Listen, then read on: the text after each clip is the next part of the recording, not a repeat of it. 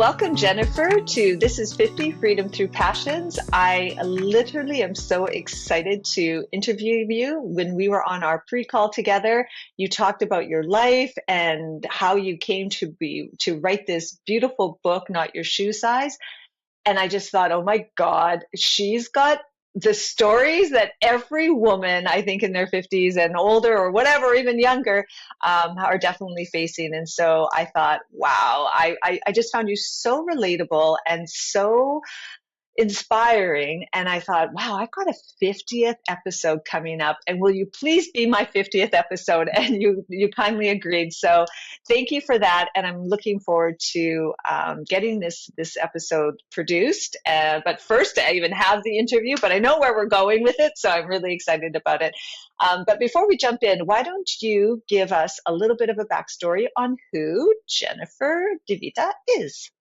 Well, thank you, Lynette, for having me here. You know, you've got your 50th episode, and I just turned 50 this year, and I really have to say 50 is fabulous.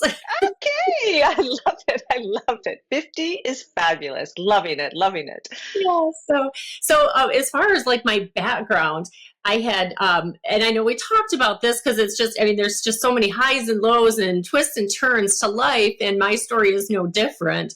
And I had gone to school in college and got my degree in broadcasting, and through life, circumstances, ended up putting my career aside, became a wife and a stay-at-home mom. And 11 years after being a stay-at-home mom, I tried to get my foot back in the door in broadcasting, and I applied for a position on TV. And at the age of 31, I was told I was too seasoned to be on TV. 31. I know. Isn't that shocking? Shocking. Too seasoned. Like, that is terrible. Terrible. I know. Wow.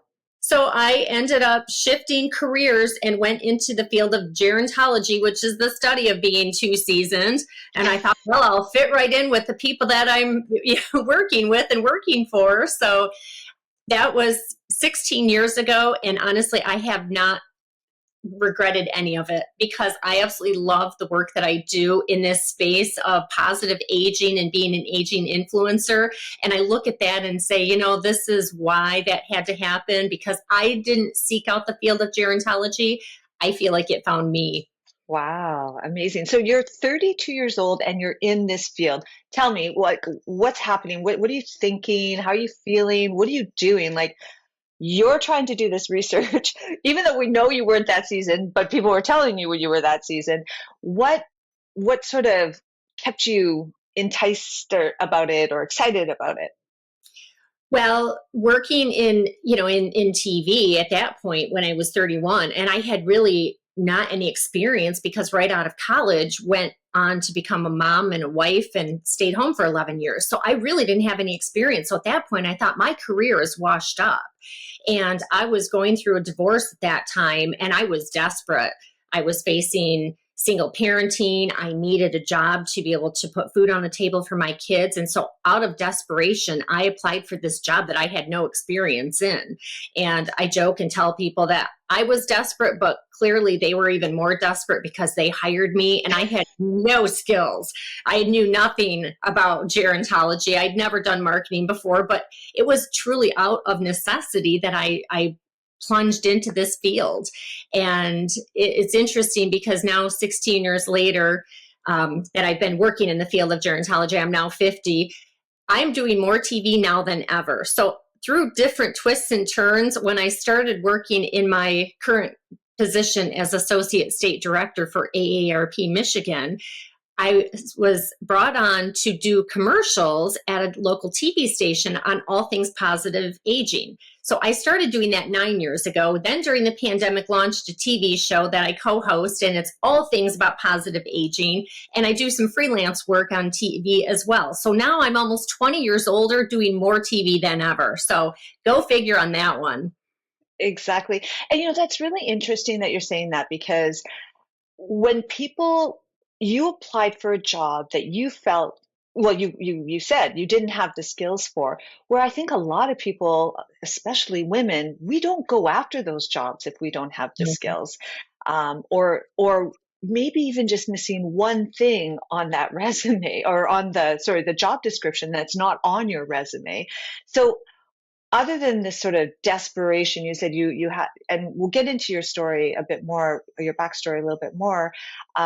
What made you think that you were going to apply for this job? I guess you just had nothing left to lose, or Yeah, at that point, I had my college degree, but it did me no good, and I Mhm. was desperate to find a job. And it was in the fall of 2008 when the world was imploding because of the recession. At that point, the housing bubble had burst, the economy was collapsing, and I was just like, "Oh, I'm just going to go find myself a job." Well, it wasn't that easy. And so I just, Mhm. like I said, I started applying for things that I'm like, I don't think I even fit this, but I've got to figure something out. So, like I said, they took a chance on me, and I haven't looked back ever since. But yeah, it was truly out of desperation. And one of the things I had to do, because I was going through the chaos and the turmoil of my divorce at the same time. So learning a new field, learning a job I'd never done before,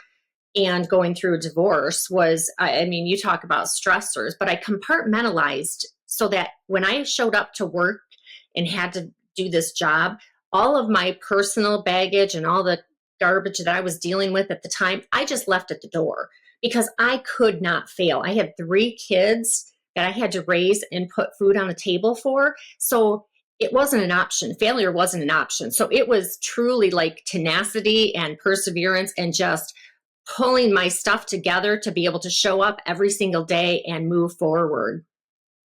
Yeah, and when you and I were talking about that part of your story on our pre-call, I definitely thought, wow, that's a really strong woman to be going through. Because a lot of people who might be hearing this story right now, without even further depth on it, would think, well, what about your husband or your ex-husband? Where was he in the picture? But maybe you can go into a little bit more of that story just to sort of set more of the stage. Yeah. So when I switched and became a stay-at-home mom and a wife, like I embraced my vocation. I absolutely loved being a wife and a mom.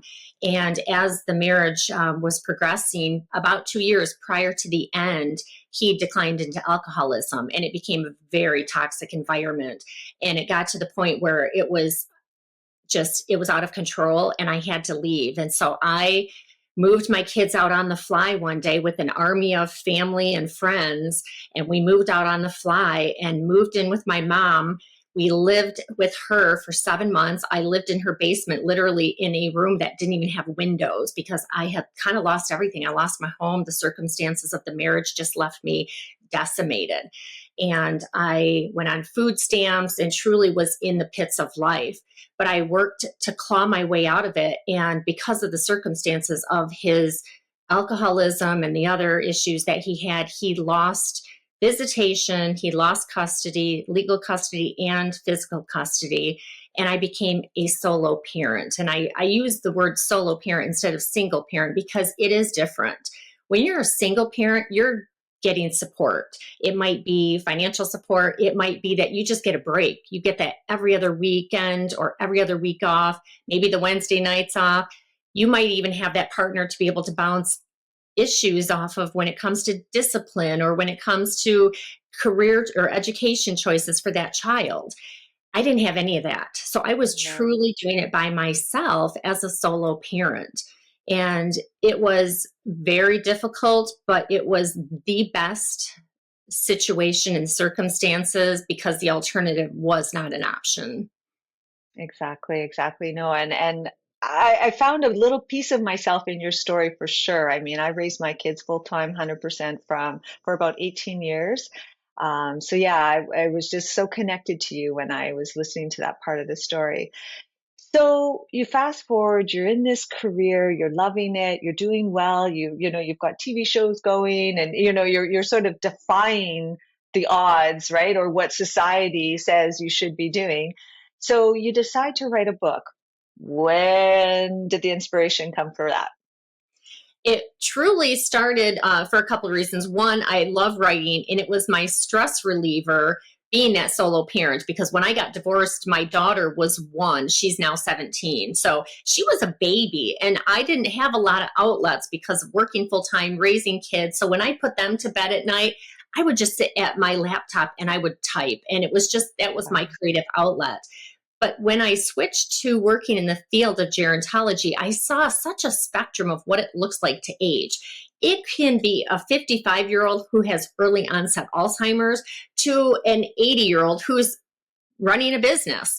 And I just thought that was so fascinating because there really is no guidebook, and there are no rules as far as like what it should be or your age should tell you that you should be doing at a certain age. And it was also because of the fact that we as women have such pressure to conform. And the overarching theme of my novel, Not Your Shoe Size, is this story that we don't know whether as women, are we supposed to embrace our age or defy our age, right? We want to feel okay with our gray hair and our wrinkles and our geriatric marshmallow puff shoes, and yet society says no. We shouldn't look our age. We shouldn't have gray hair and wrinkles. If we have gray hair and wrinkles, we look tired, we look worn out. And so the idea of this novel was to capture those two internal, like you said, the gremlin and the angel. We've got these two voices in our head that says, well, on the one hand, embrace your age, be comfortable in your own skin. On the other hand, well, I don't feel so good if I have wrinkles and gray hair. So the idea of this story was to draw out those two voices that we as women have and build them into two characters. And so the two characters of the book have that rivalry of, how do we age? How do we look? How are we supposed to look as we get older in life? I absolutely love that. Like, it was such a great thing because we do have, I don't think I've ever talked to a woman my age or even younger where we're not always having these sort of internal conflicts with ourselves, right? Well, I should be doing this, but then, oh, what will people think? Or, oh, and then we've got sort of fear, self-doubt, procrastination sets in, and all these different things. So, okay, so take us through some of the book. I definitely know it. You talk about self-doubt, you talk about fear, failure, and this pressures to conform. And I love that, particularly this conformity, because I think, like, from my personal point of view, I struggled with conformity from the moment I think I was born. I've never been able to conform. And in fact, sometimes when somebody expects me to conform, I'll go even harder not to conform. So, but a lot of us do, right? And it's what society, like you said, society expects us to be this certain way.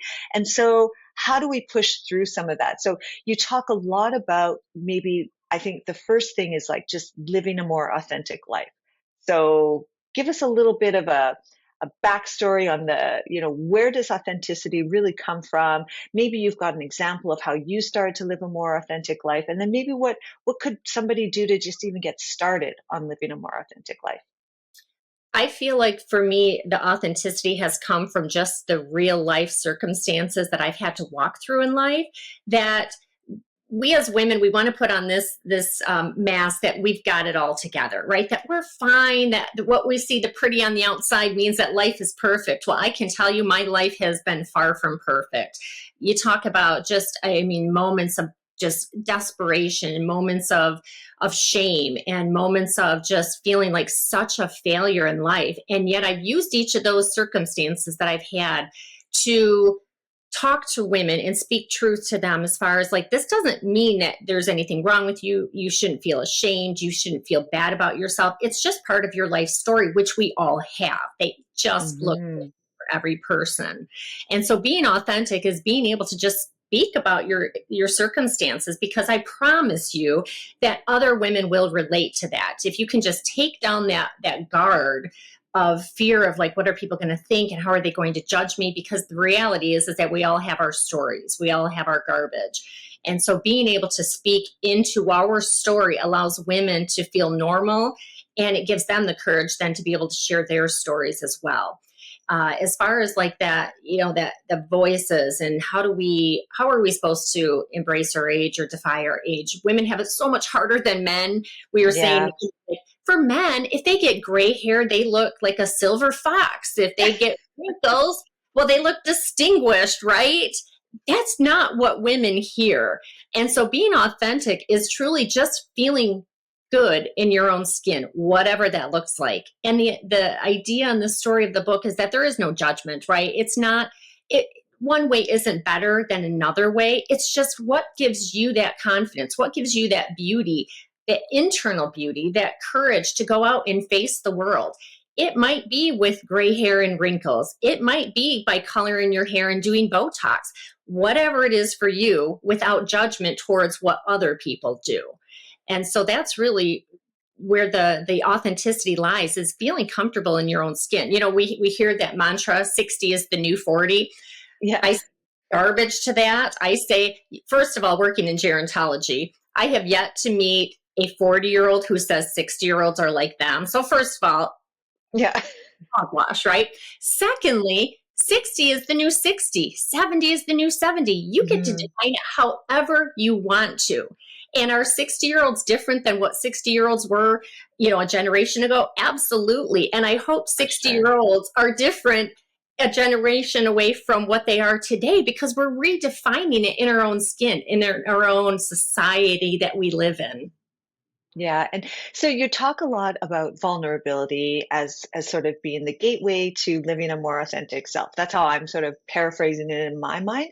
And it reminded me of the story that you told me on our pre-call about you sitting on the other side of the glass watching all these moms in the park playing with their kids because that was your life at one point. So tell us a little bit, give that little story, share that story because it's a great story. Transition is always messy, because what we're doing is we're shifting from what we had and what we knew to the unknown of what we're becoming and what's to come. And in that stage of transition, it can be very messy, and it's difficult. And really was grasping and trying to hold on to my vocation as a stay-at-home mom and a wife. And I had gotten this job, was really stressed out about how to even figure out working in this new world. And I had gone to a meeting, and it was in this conference hall with a wall of windows that overlooked a children's garden. And it was a beautiful spring day. It was sunny and warm. And I saw all these moms pushing their babies in the strollers, and they were laughing, and the kids were laughing. And I was crying on the inside of that window in the conference room, because I kept thinking, I want to be outside that window. I'm supposed to be out there. And the reality was, with my circumstances, I was never going to be on that side of the window again, because I was now a single parent and had gone through a divorce. And it was in that moment of clarity that I thought, I can't go back to what I was, but I can build a new future as best as possible and create the happiest life that I can. But I have to give up the old dreams and the old idea and the old plan of what I thought my life was going to be, and move forward in this new direction of paving a new future for myself. And that really was that moment of clarity. It was being in that conference room, looking at the children and realizing that just was not going to be my future. Yeah, that I know it just gives me chills when I hear that story because it's just so powerful, that aha moment that you had. But so, and you use the word transition, and I love that term. So transitioning into this new world that you like, letting go of that, what's on the other side of the glass there, and moving to this sort of what's on the inside of this glass. And one of the things I think about when we think about transitioning into something new and unknown is this sort of sense of fear. Oh, but I want to stay back here. I want to stay on that side of the window. I don't want to be on this side of the window. You had no choice, but others might have a choice where they're sort of teetering on, well, I could stay doing the same life I've always had, or, but there's other things I really want to accomplish. But then I think about it and it becomes overwhelming, but probably more fearful because they're letting go of something that they to go into something that they don't know. Tell me about what what sort of things you were thinking about and doing that helped you sort of overcome those fears, because obviously you had to have been feeling them. Yeah, fear is a huge piece of transition because all we want to feel comfortable in the boat that we're in, right? And if we want to walk on water, we've got to get out of the boat. And for me, it was because I didn't have a choice, right? And other women do. So that I think can almost make it more difficult because if you have the choice, you might stay stuck longer. For me, it was the desperation of I have to figure this out for my kids' sake. Every single day I got up and I knew that they were my reason for getting up, doing the hard work, going to work, and paving the new future because I didn't want to stay in that pit of poverty that I was in because it was awful, right? Like I didn't want my kids to grow up in poverty. It did not feel good for me to be in that space. So I wanted to show them what it looks like to rebuild your life when it falls apart. And all of our lives fall apart at different times and the stories are different, but the process is the same as far as, you have this new beginning, and new beginning is the change that occurs, whether it's divorce, whether it's the loss of a spouse, retirement, whatever it is. Then you go into that stage of transition where it's the messy middle. You're trying to figure it out and you're unstable and you're confused and, like you said, fearful. And then you move into that new stage, that new beginning where it feels hopeful and there's a new horizon in your future and you become more grounded and more content. And so for me, that transition, it was the fear that I can't fail because I can't stay in this pit of poverty and I can't fail my kids. So you, and I love that. And you also, so you said, so when you, sometimes it's more difficult when you do actually have the choice, right? You choose to stay, or you could choose to go down this path. And so I see that sort of as a bit of a personal growth opportunity for yourself. And so in your book, what's the gremlin and the angel saying, if you will, when it comes to pushing through fear and looking at it sort of a little bit differently? Yeah, the gremlin is, we still have them, right? We all have them. No matter what we're doing in life, we have that gremlin that says, "Oh, you can't do this," or "What are you thinking? You're going to fall flat on your face," or "Who are you to do this X, Y, and Z?" And so that gremlin can be very loud and very vicious and holding us back. And that very much can stop us. Believe me, I mean, when I was writing this book, the gremlins were so loud because they're like, "Who are you to write this book? Who are you to have a voice in this? Do you think anybody's going to read this? Do you think anybody's going to like this? It's not even all that good," right? Like that, it's just horrible when you've got those voices and they can be in whatever it is that you're doing. But then you've got that voice of reason that says, just try it, just push forward, see what happens. You've always wanted to do this, or this is a dream, or this is an opportunity that's landed right in front of you. Take advantage of it, see what happens. And if you start going down that path and you realize, this isn't for me, then you can back out of it, or you just charge forward and you keep plowing forward and see what's out there on the other side of that curtain. And if we just stay in that place of contentment, right, there's almost more harm in staying there than pushing ourselves to see what lies ahead, because we miss out on the opportunities for growth, for new relationships, for new opportunities, for just self-exploration and developing our own interpersonal skills and just kind of reaching that hierarchy of what we can accomplish in life. I love that. And just sort of that curiosity, right? Just keep the curiosity because that keeps you moving forward. And you're right. If we sat there and never like if we didn't continue to grow and we said, "Oh, okay, you know what? I'm at retirement now and I'm good to go. I don't need to learn anything more or anything new." I don't even know what life is going to look like for you when you're 70 or 80. I think it's going to be, maybe a little bit boring, a little bit slow, a little bit, not fulfilling. So yeah. Yeah, and I Talk always, about, yeah, what I was just going to say to add on to that was one of the things that I do working in this field of gerontology is I'm always trying to share the positive of aging, right? That you still in your 70s, in your 80s, in your 90s still have a mission. There's a purpose to your life.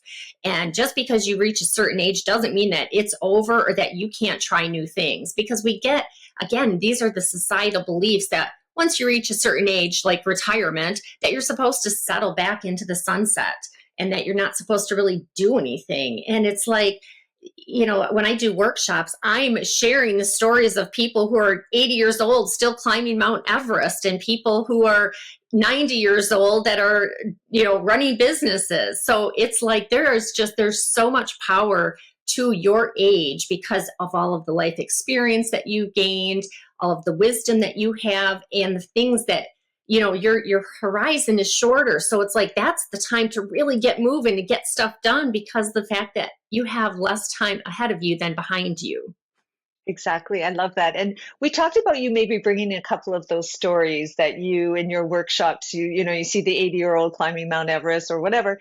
What are some stories like when you see beyond retirement, let's talk about that, and still moving forward, still trying to find things and different things to do.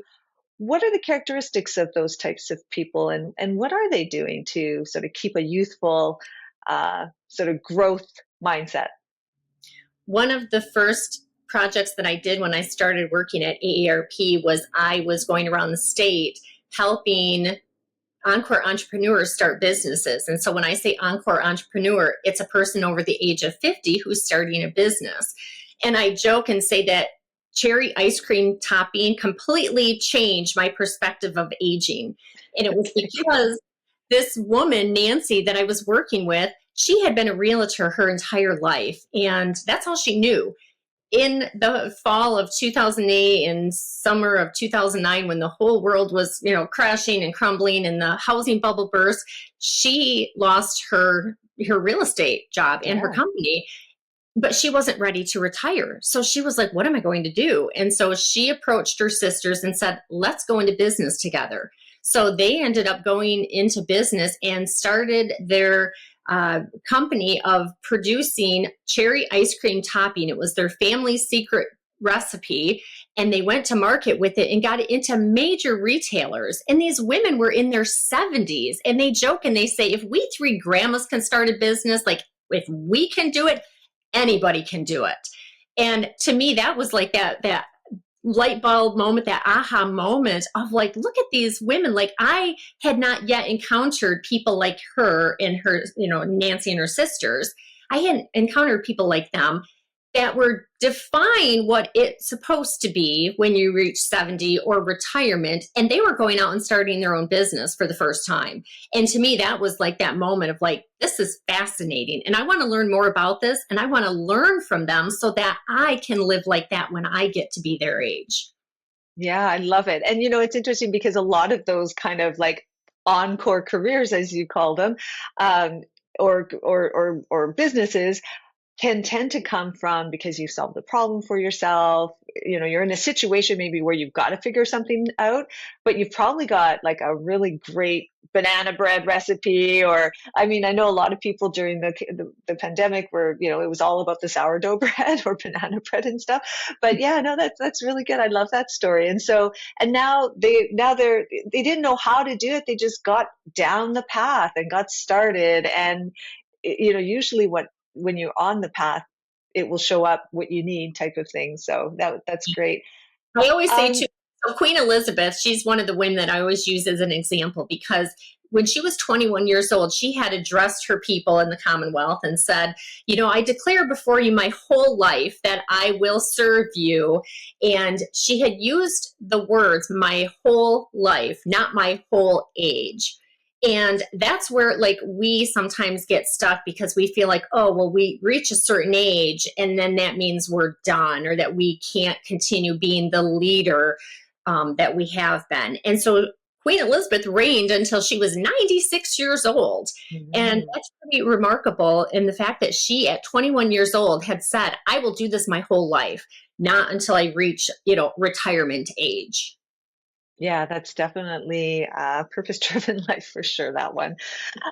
So going back to the cherry topping ice cream, what what do you think, like when we think about maybe, okay, well, hey, if they've done it, and I'm sure people are in their 50s, 60s, 70s are seeing other people start businesses.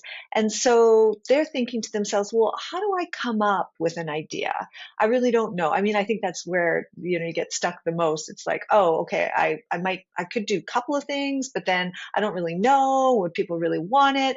But going deep and trying to find our unique strengths. And I know you talk a little bit about that in your book. So give us a little bit of like how does somebody find their unique strength and really put it into something that is more purpose driven, more passionate about, just sort of moving forward with themselves.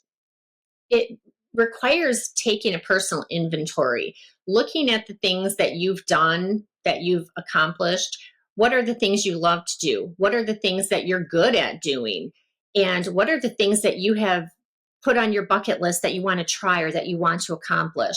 Do that personal inventory, because that will help set the stage of like, gosh, I've always wanted to write a book, but I've never had the time to do it. Or I've always wanted to pick up an instrument and play an instrument. Or I've wanted to start a business, but I don't know where to get started. So the first thing is just do that personal inventory so that you can then start to figure out or narrow down what you want to do. And then just start moving forward with it. There is no like guidebook, right? For whatever it is you want to do, there is no guidebook. It truly is just putting one foot in front of the other and start moving forward. And like you and I were saying, Lynette, that the universe or God or, whatever you believe in will start to put that in your path, and doors will open for you if that's the way you're supposed to go, or doors will shut if that's the way you're not supposed to go. But you will get led down that path, and the right people will come into your path, and the doors will open and the doors will shut, and it will help guide you in that process. Yeah, I am such a big believer in that.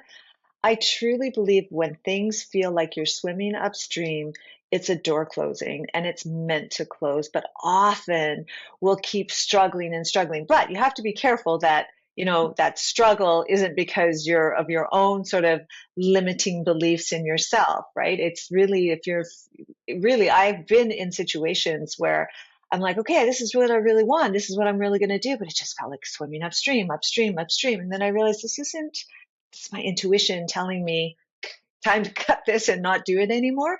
So yeah. So I mean, I think from your perspective, what is it to really have that self belief? Like what is the book saying about the gremlins there? To really truly believe in yourself and stay in that state of belief and not letting sort of when a door closes to take it personally and as a sense of defeat, if you will.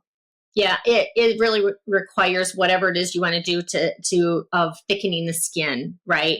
Because rejection will come, those gremlins will come. You'll have your naysayers that will say, "Well, wait a minute, why are you doing that?" Right? Whatever it is, and it's the belief in yourself or belief in your project that you have to keep moving forward with it. And success, or how you define it, may not turn out that way, right? That's the thing. And so sometimes it can feel like, well, it was a failure because it didn't lead to what I thought it was going to be. But that may not be what the definition of the success is in that situation. And so it really is just a matter of plowing forward. And Lynette, you were saying too, like, if it gets too hard, maybe that's the door being closed. But like you said, sometimes you have to be careful though, because maybe that's just that you have to keep pushing forward harder to show yourself how badly you want it. When we talk about writing books, there are so many authors that get rejection letter after rejection letter after rejection letter, and then they go on, and that next letter is the one that hits them the jackpot, right? Yeah. And what if they gave up after those rejections? Or maybe those letters of rejection say, okay, maybe you just need to go in a different path then. It doesn't necessarily mean that it's going to be a failure, but just that you now have to maybe re-steer the direction that you're going. Yeah, and that is so true. And I can just think of like 10 examples of that. Melanie Perkins, I think from Canva, she started this business. She got 100 rejections from VCs before she ended up getting one. And now look at her. She's like taking over the creative world, if you will, for sort of amateur creatives, if you will. So, um, tell us a little bit more about the process of writing your book. So, we're talking a lot about this sort of self doubt, and you talked a little bit about it, where you had this gremlin talking to you all the time. But first of all, how long did it take you to write the book? Let's get into a little bit of the reality here, because it's not just an overnight thing. And was it a stop start? Was it a continual? Was it going back to some of your journals? What was it? It took 7 years in total to write the book. Wow. Yes, I know. And it started truly as just an outlet. As I mentioned, it was my stress reliever where I could just kind of escape into another woman's world and just write and have fun and laugh and cry. The book is very witty and it has moments of Hmm. poignancy and tears. But for me, I really wanted to just laugh. And so I wrote a lot of humor into it for my own mental health. 7 years, but that was not continuous writing. That was where I'd, have write up a storm, and then I wouldn't maybe touch the book for 6 months or a year. And then I would work on it for 6 straight months. And being a solo parent made it very difficult to have the consistency with that. And it wasn't until 2021 that I finished it. We were in the height of the pandemic at that point, and it was one of those moments where I thought, if I'm going to complete this, if I'm going to finish this, this is my opportunity. The world's shut down. We have nowhere to go. There's nothing to do. Get it done. And so the pandemic was that opportunity for me to finish the book. And then I ended up taking a hiatus from my job. I took a small sabbatical to get it published. And it was very much a passion project. So much harder than I ever expected. One of the hardest things I think I've ever done, right? But so rewarding at the same time.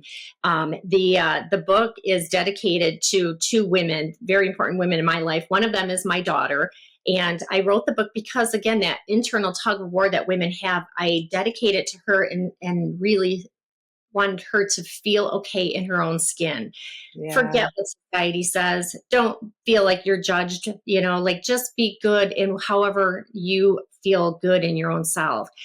And then the other woman was my lifelong best friend, Julie. And she and I had grown up together on the same street. We were lifelong best friends. We were college roommates. She was in my wedding and we were in the midst of planning hers. And she died unexpectedly at the age of 30 of a health condition. So, and it leaves me emotional even now. It's Yeah. 20 years. And I really wanted to tell the story of friendship. And so the book, Not Your Shoe Size, has the two characters, Colette and Julia, that have this lifelong friendship that just, it ebbs and flows the way friendships do. And I wanted to capture the essence of the friendship and the beauty of the friendship that Julie and I had. And so the book was dedicated to her and then my daughter Ava to just feel good in her own skin. Yeah, I love that. And it's just like having that glass of wine with your best friend sitting there and you're just having this conversation. And again, this is the reason why I was just like so excited to have you on, and just like I want you to be this 50th celebration, because it really is sort of celebrating this evolution of you, but a lot of women are going to find themselves in that book. And it's just, yeah, it's going to be a really great read for them. Thank you. Talk Yeah. to me. But I was just going to say, in the structure, you said the relatability of it. The structure of it is it starts when the two girls are 10 and it goes until they're 100. And each chapter is a decade of their lives. And they're progressively aging in each chapter. And they're watching, as kids, they're watching older adults age, trying to figure this thing out. And then they become middle agers, and then they become the elderly, the matriarchs of society. And they're like, how did I get here? Because there's no rule book, there's no guidebook to get there. And so it really just takes that reader through that voyage. And like you said, the relatability, that's the one thing that I think I'm the most surprised about hearing back from readers, is that they go, I can relate. Whatever Totally. age are, whether they were in their 40s or their 80s, they're like, I can so relate to this. And they're like, how did you know how to capture like that inner voice of an 80-year-old? And I said, I think it's just through the work that I've done working with older adults. But yeah, so relatability, I think that's the key word, that people will be able to relate to it. Absolutely, absolutely. And then the whole purpose of my podcast too is for people to listen to these episodes and to find that one nugget in the podcast story that they can find relatable, and hopefully it inspires them to do something. So, and that's what you're going to get in that in reading your book. Talk to me about mentorship. You talked a little bit, you touched on it a tiny bit just in during our conversation here, but what sort of key mentors have you had in your life, and how important are mentors to you? So interestingly, because of the fact that I had to shift careers, I don't feel like I really had a lot of mentors. And that makes me sad because I look at women that are rising up in their careers and I see how important that is. And now that I've elevated in my career, I want to give back. I want to make that journey easier for other women instead of having to pave the way, feeling isolated, alone, not knowing what they're doing, is be able to give women the opportunity to come to the table, have a seat at the table, learn how boards work, learn how to climb that career ladder. And so for me, as a solo parent, I had taken a young woman under my wings who was in her 20s. She was a solo mom. And so I started mentoring her. I was giving her resources in the community. Here's how you need to like get back to school and finish your degree and that type of stuff. And so to me, it's very important that we take those people under our wings because we might have learned the hard way and we want other women to avoid that. Yeah, no, I agree. And even when I turned 50, I remember saying, "Oh my God, I wish I would have known the shit I should have known when about turning 50," because we didn't really talk about that. I didn't have a lot of mentorship either. And yeah, it's just sort of like, oh yeah, exactly. Just kind of giving back. And that is our job, I think, as we get older, and we just sort of, pay it forward, if you will, and help other women succeed. I think too, like with your daughter, when you were talking about dedicating the book to your daughter and not putting these pressures on, I think even more so in this day and age with, the social media and comparison and FOMO and all these different things, we really do need to support women coming up underneath us sort of thing, or behind us, if you will, because I think they're just being influenced in these crazy fake news, false sense of what social media really is behind the scenes. So I think that's really important. Yeah. I So was talking to some women yesterday and we were talking about just the pressures that women face in our society about like, we have to look young. Like that's what our anti-aging industry tells us is that we have to constantly be chasing the eternal, fountain of youth. And the fact that 20-year-olds are getting Botox, right? It's just I know. heartbreaking because it's like they are so beautiful in the skin that they're in at 20. We're still beautiful in the skin we're in when we're Hmm. 50, but especially in our 20s, like the fact that girls are getting Botox, like, oh my gosh, and like you said, it's the FOMO, it's the social media, it's the pressure. And I just, go, oh my gosh, like I don't want that for my daughter. I don't want her in her 20s to feel like she's not pretty because she's got a wrinkle going across her forehead. Yeah, exactly. And but Jennifer, you know what they say? That's all preventative. I joke, I joke, I joke. I didn't even know that half of my girlfriends were doing it. I think I was in my 50s and I was like, oh, I might just try some Botox on the number 11s there. And I was talking to my girlfriend, oh, tell me about the Botox. Oh, God, I've been doing it since I was 35. And I'm like, what? What are you talking about? Oh, yeah, it's like preventative. So anyway, we digress a little bit. Tell us a little bit in your introduction of your backstory. You've got a TV show, things like that. Tell us a little bit about what's going on in Jennifer's world beyond her book and beyond sort of helping the aging population. Yes. So personally, so after heartbreaks in marriage, I am engaged. So I found the love of my life, and funny Yes. enough, he was my professor in graduate school, and so Okay. and Very good. what's funny is that there was a part of the book that I had written where the character Julia was attracted to one of her professors in college. And I had written that before I ever met my fiance. And so when he read the manuscript before, we were even dating, I'm like, okay, I just need you to know, like, this wasn't written about you. This But was maybe like, it was the message to the universe that that was what you wanted. no, exactly. But I had to put that like out there, that little disclaimer, because I thought I don't want him thinking like I'm a crazy student or anything. Yeah. So anyway, so yeah, so I'm engaged and getting married in 2025. So life is good, right? Like, the ebbs and flows that we go through in life. We all have our seasons of joy and tears and sorrow, and then back up to being exhilarated, and that's what life is. It's just the constant highs and lows of life. But when we're in the lows, we can appreciate the highs. And when we're in the highs, we certainly can appreciate life even more. And so, yeah, life is good. My book is launched. My career is going well. I'm happily engaged. My oldest is now 27. So he was Wow. 11 when I got divorced. He's now 27. My middle son went off to college, and my daughter is going to be a senior in high school, and I will be an empty nester in a year from now. So, Well, there you go. still So my that heart, tell ya.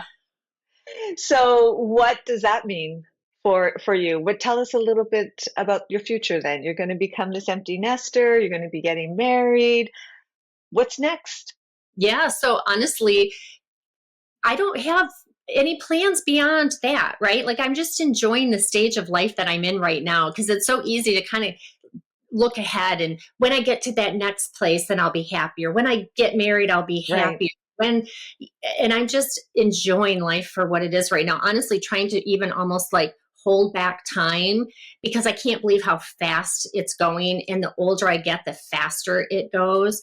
And the fact that I only have one child left at home is just like, wow, where did that time go? When I got divorced and Exactly. she was one, right? And my middle son was 3 and my oldest son was 11. Like, talk about a completely different life back then than where I am today. And so I'm just really holding on to this time that I have with my daughter still at home before she goes off to college. And then I'm an empty nester. And then right after she gets off to college, then I'll be getting married. We're just waiting until she has her moment to shine in the spotlight. And then we'll get married. And then after that, I don't know. It'll be just, Okay. yeah, enjoying the Well, moment. you deserve every single bit of this joy Oh, and just thank you. to soak it in because I just from hearing your story and reading the book and just it's just like you have led a very strong life. It's full of strength and perseverance and yeah, you just deserve it all. So good for you and congratulations and on the upcoming marriage, the engagement, the success of the book, everything. So congratulations and thank you, Jennifer, for Well, stopping by. Where can people go to learn a little bit more about you? Where would they take you? And obviously tell them where that you can get the book. yes. So my website is jenniferdivita.com, and it's DIVITA. Just real quickly, it means of life. And I love that because the story is the story of life. And so I love that, and DiVita is my pen name. That's the name that I will step into when I get married. So I took that on as my pen name. So jenniferdivita.com. Okay. My book is available at Amazon, Barnes and Noble, all major booksellers. I'm a big proponent of going local. So you can go to any local bookstore and they can order it if they don't have it in stock. Amazing. Well, thank you for sharing your story and this time together. I really appreciate it. And I'm going to kind of keep an eye out on you and see how things are going over the future for you. Sounds good. Thank you, Lynette. Okay. Talk soon.